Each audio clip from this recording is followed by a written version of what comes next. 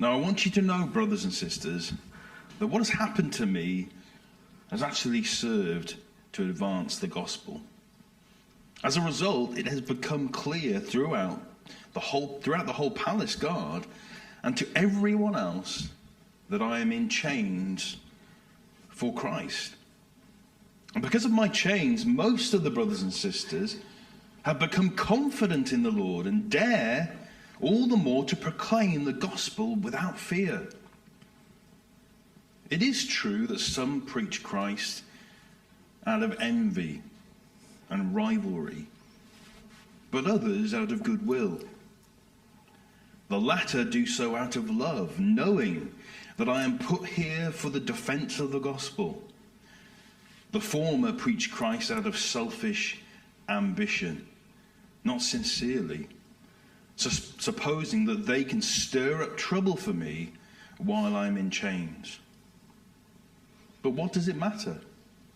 The important thing is that in every way, whether from false motives or true, Christ is preached. And because of this, I rejoice. Yes, and I will continue to rejoice, for I know that through your prayers and God's provision of the Spirit of Jesus Christ, what has happened to me will turn out for my deliverance. I eagerly expect and hope that I will in no way be ashamed, but will have sufficient courage so that now, as always, Christ will be exalted in my body, whether by life or by death. For to me, to live is Christ, and to die is gain. If I am to go on living in the body, this will mean fruitful labor for me. Yet what shall I choose? I do not know. I am torn between the two.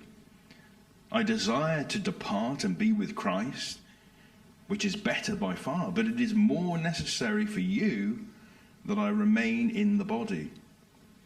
Convinced of this, I know that I will remain, and I will continue with all of you for your progress and joy in the faith, so that through my being with you again, your boasting in Christ Jesus will abound on account of me. On Wednesday evenings, we'll be looking at the life of Nehemiah. As Tony said, we've been getting a lot out of it. I've been particularly struck at how relevant it is. A book that was written over 2,000 years ago, well, way beyond that, hundreds and hundreds of years ago, can be so relevant to Christians living in the 21st century. So if you've not been coming to Nehemiah, I've not heard of that book, I don't know anything about it, do come, because it's really, really beneficial. But anyway, we've been looking at the life of Nehemiah, how he responded to God's call and traveled hundreds of miles from Persia all the way down to Judea to start the work of rebuilding Jerusalem's walls, which before he started were just rubble and burnt stones everywhere. As soon as Nehemiah started that momentous task, he wasn't doing it all on his own. he had people with him to help him. As soon as he started that momentous task, he came up against various obstacles and intense opposition.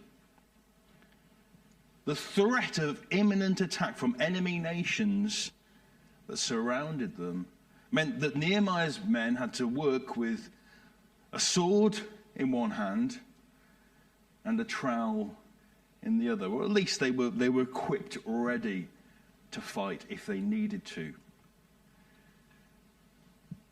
Why did God allow Nehemiah to face these troubles and difficulties? Nehemiah was obeying God's calling on his life. There's a bit of a disturbance in the force over there. thanks. He was obeying God's calling on his life. He was doing what God wanted him to do. He was where God wanted him to be. Why didn't God make it easier for him? Why didn't God make it easier for him? Difficulties, hardships, and trials in life can leave us asking hard questions like, why did this happen to me? Why do I have to go through this? Why doesn't God intervene and take away this problem? Why is God allowing me to experience these difficulties? Why is God allowing me to suffer? In chapter 1 of Paul's letter to the Philippian church, he addresses the question, where is God when things go wrong? Where is God when things go wrong? Now, when Paul first visited Philippi, years before, during his second missionary journey, where he was a traveling evangelist, a church planter, when he first visited Philippi, he was whipped and thrown into jail, along with his companion Silas. But that night, God sent an earthquake which broke open the prison doors, allowing the prisoners to escape, including Paul and Silas. So thinking that all his prisoners had escaped, the jailer fell to the ground, was about to kill himself, but Paul stopped him and pointed out that all the prisoners were still in their cells. They'd had the opportunity to escape, but they'd stayed there. No one had escaped. And that same night, the jailer and his family became followers of Jesus. They became founding members. We've talked about founding members of this church. They became founding members of the Philippian church. And the next day, on hearing what had happened, the city magistrate who had thrown them in there into prison, they ordered Paul and Silas to be released.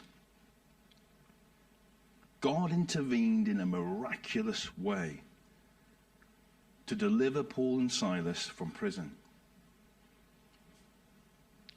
Since God had once broken Paul out of prison, some Philippian believers, they were expecting God to repeat this same miracle, to do it again. They couldn't understand why Paul was still under house arrest in Rome, why he was still in chains, as he describes it. They couldn't understand why God hadn't intervened. What's God doing? Why is he leaving Paul in this terrible situation?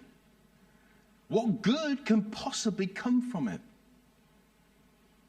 Has God abandoned his servant who served him so faithfully? Why isn't God answering our prayers for Paul's release? As you mature as a Christian, you go along with Jesus in the Christian walk, you realize that God never responds to his people's plights and prayers in exactly the same way. He does not respond to his people's plights and prayers in exactly the same way. Now, some of God's people received immediate answers to prayer, miraculous answers to prayer. When King Hezekiah of Judah was dying from a serious illness, God responded to his prayers by miraculously healing him. It took only 3 days for Hezekiah to recover from an illness that should have killed him. We should have killed him within hours. Some of God's people had to wait patiently, sometimes for years, before their prayers were answered. Abraham's wife, Sarah, who remained childless for years, was well into her old age, past the menopause, before God finally intervened and miraculously cured her infertility. And some of God's people had their prayers answered, but not in the way they hoped or expected. They had their prayers answered, but not in the way they hoped or expected. So in his second letter to the Corinthians, Paul describes his thorn in the flesh. His thorn in the flesh. Now, we don't know exactly what Paul's thorn in the flesh was. He doesn't tell us. It could have been physical or mental illness. It could have been both. It could have been something else. Whatever it was debilitating. It was hard for Paul to live with. Paul prayed for this thorn to be removed. Lord, please take this thorn out of my life. Take this problem out of my life. But God chose to leave it. God chose to leave it. And as far as we know, Paul lived the rest of his days with that thorn in his side. Sometimes God removes our troubles immediately. Sometimes miraculously. Sometimes we have to wait patiently before he intervenes. And sometimes God leaves us in difficult circumstances.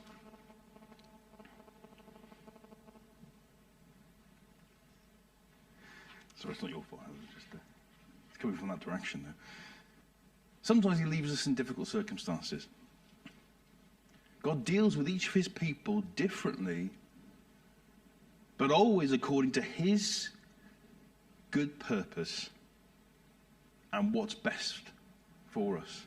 Always according to his good purpose and what is best for us. Now, in Paul's case, God allowed his thorn in the flesh to remain, to keep him humble. He'd been given wonderful visions of heaven which could have made him arrogant and conceited. Could have potentially brought down his ministry. So though he didn't appreciate it at first, his thorn in the flesh ended up being for his good. In 2 Corinthians chapter 1, Paul talks about suffering being an opportunity. How could suffering possibly be an opportunity? But Paul talks about suffering being an opportunity for believers to receive God's comfort. To receive God's comfort. He says, for just as we share abundantly in the sufferings of Christ, so also our comfort abounds through Christ. Just as we share abundantly in the sufferings of Christ, so also our comfort abounds through Christ. Difficult though it is, suffering provides us with an opportunity to cling to God, to draw near to our Father, to treasure his friendship. It gives us an opportunity for our faith in him to increase.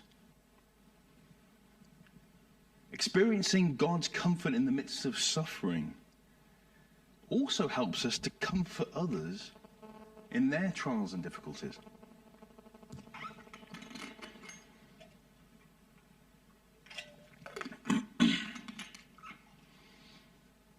could preach a whole sermon on suffering. Probably multiple sermons on suffering.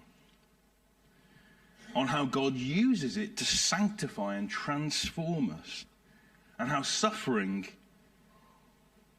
with Jesus, suffering well with Jesus, can be a great blessing and an encouragement to others. But Paul's focus in this passage is specifically on how his suffering affected the spread of the gospel. How it affected the spread of the gospel. Why was Paul's continued imprisonment in Rome good for the gospel? Why was this good for the gospel? Now, firstly, Paul gained access to people he would never have been able to reach ordinarily. In this case, the Imperial Guard. Imperial Guard were an elite corps of soldiers who were established to guard the emperor, to guard Caesar, the most powerful man in the ancient world. They were distinguished by double pay and special privileges. It wasn't easy to gain access to the emperor, so it wasn't easy to gain access to the men who guarded him. But Paul had that.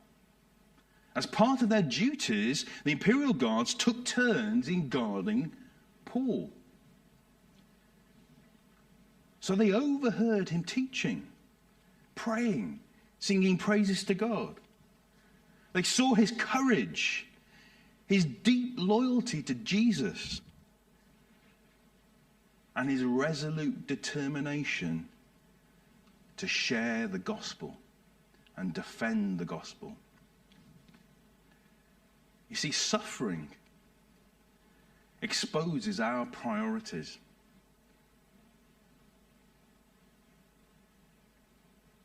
It exposes what we value the most, what we care about the most. Those watching Paul in prison, those imperial guards and others, they saw that he had a purpose beyond seeking his own comfort and pleasure. And they saw that he valued Jesus more highly than his own freedom. And word of Paul's testimony, Paul's example, spread from guard to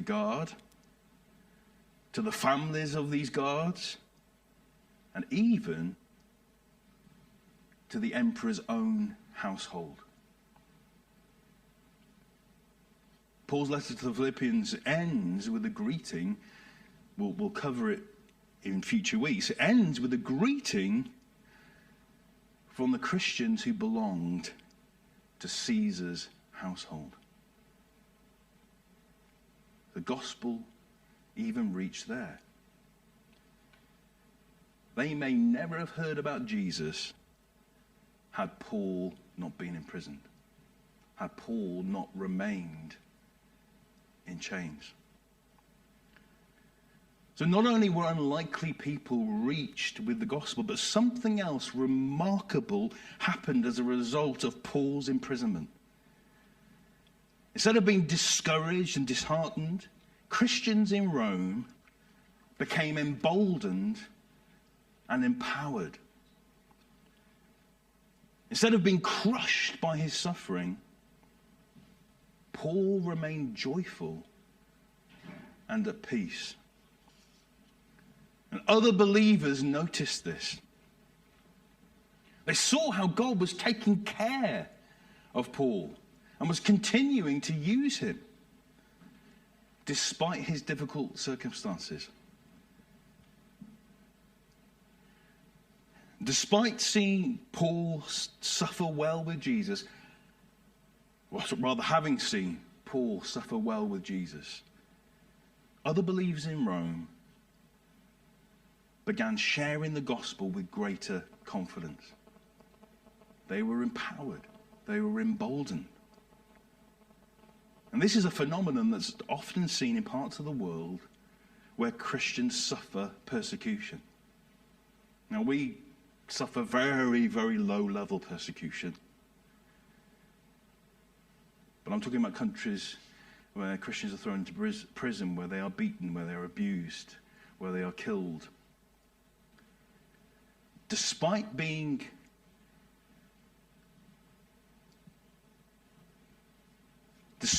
the dangers involved in being a Christian, the church grows in these countries. The church grows. Even in Afghanistan, there are signs that Christ's church is growing despite the violent persecution of the Taliban.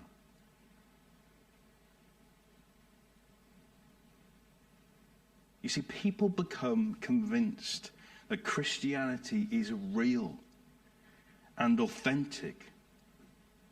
They become convinced of that it is the real thing, the most genuine thing. They become convinced of that when they see how Christians are willing to suffer and even to die for their faith in Jesus. They're willing to go through imprisonment. They're willing to be beaten. They're willing to be tortured. And they're willing to die for their faith in Jesus. And Christians are emboldened and they're empowered when they see their fellow believers withstanding imprisonment, abuse, and violence, without recanting, without backing down. Now, it's really important for me to say that none of us respond in this way naturally. None of us respond this way to suffering naturally. Without God's grace in our hearts and God's grace in our lives, suffering can make us selfish, impatient, bad-tempered, and despairing. Suffering can make us withdraw and turn inwards and make it hard for us to see beyond the darkness.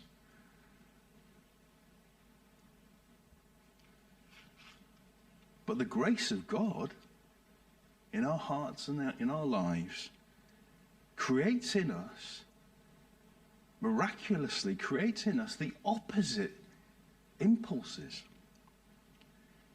especially in the midst of suffering. It's amazing what Christians have endured. Read the Fox's Book of Martyrs. What Christians have endured by the grace of God. Not recanting, not backing down, going to the stake, being burned alive like William Tyndale, going into the Circus Maximus, being ripped apart by lions, not denying Jesus because of the grace of God, keeping them. Now in verse 15, Paul goes on to talk about a different type of suffering. A different type of suffering he endured while he was in Rome. So have a quick look at verse 15.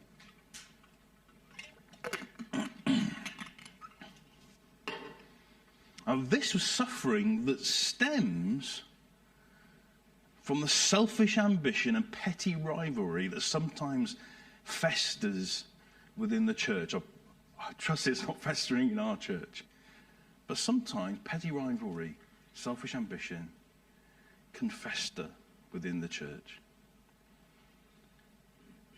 Some of those who were going out preaching the gospel were doing so with wrong motives. They wanted to humiliate Paul. They wanted to make him look bad, make him look small. They wanted to demean him. They wanted to surpass Paul's reputation and promote their own names instead of the name of Jesus. They were glad Paul was in prison. They were glad because they thought it gave them a competitive edge. These men were fueled by what you might call narcissistic ambition. But Paul's attitude towards these preachers is quite astonishing. He rejoices in the fact that these men are preaching the right gospel, the true gospel. He doesn't care about their wrong motives. He doesn't care that they're out to get him. And rather than being bitter or angry towards these opponents, Paul leaves them for God to deal with. He leaves them for God to deal with. And Paul responded to opposition in this way because he was following the example set by Jesus. He was following the example set by Jesus. Rather than being destroyed by opposition, Jesus thrived in the face of it. Jesus was opposed from the moment his earthly ministry started. Actually, arguably, he was opposed from the moment he was born. He was thrown out of his hometown. He was constantly stalked and interrogated by the religious leaders who tried repeatedly to trap him, to make him slip up so they could accuse him. Amongst his closest followers was a greedy traitor who later betrayed him for coin. Jesus suffered terrible injustice. He was falsely accused of a crime he didn't commit. But throughout it all, his character remained unspoiled. His character remained faultless, perfect. And he was never deterred, he was never put off from doing what God had called him to do. He even prayed for those who hated him. He entrusted himself to the one who judges justly. He entrusted himself to the one who judges justly. Jesus knew that his heavenly Father would vindicate him. And his enemies would one day cry out to the mountains, "Fall on us and hide us. Hide us from the face of the one who sits on the throne. Hide us from the wrath of the Lamb." Like Jesus, Paul trusted God to vindicate him and to deal with his enemies.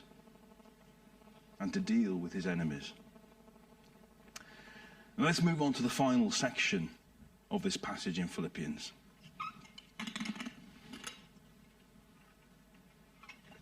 And this is where Paul reveals the secret of being content in every situation, content in every circumstance.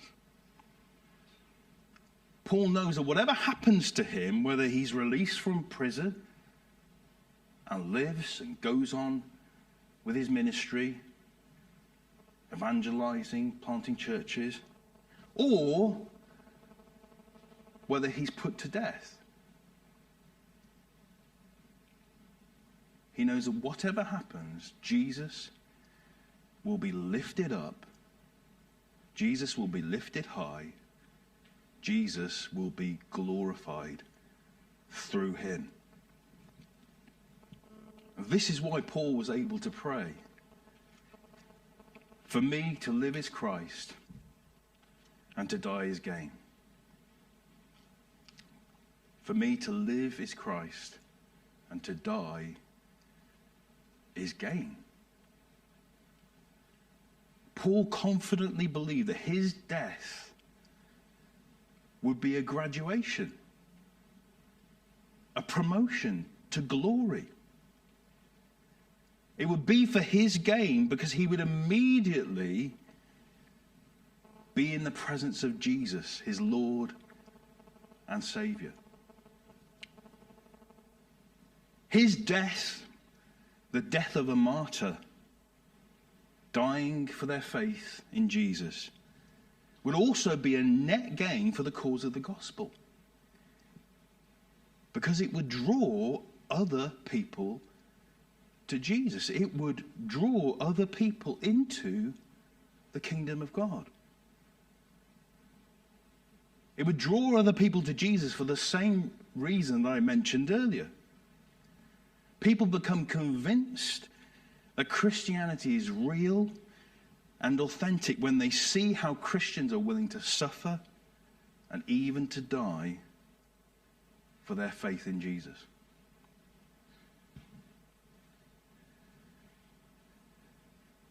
Sadly, it's not unusual for people to desire death because they want an end to their suffering. They want to be released from their suffering. Or they become tired of this world. They become tired of it, and they become tired of seeing the cruelty of other people. But Paul's desire to die was different. For him, going to heaven would mean being completely free from sin and from temptation. It would mean being reunited with his brothers and sisters in Christ, those who had gone before him. But most of all, going to heaven would mean seeing and being with Jesus, whom he loved. Paul shows us a different way of viewing life and death. His heart and his mind were completely fixed on Jesus. His life belonged to Jesus. His purpose in this world was to live for Jesus, to die for Jesus. He endured suffering in a way that glorified Jesus, in a way that attracted others to Jesus. And he faced death with his eyes fixed on heaven, with Jesus and his glory in view. My prayer for all of us this morning is that we'll be able to say with Paul, for me to live is Christ, and to die is gain. Amen.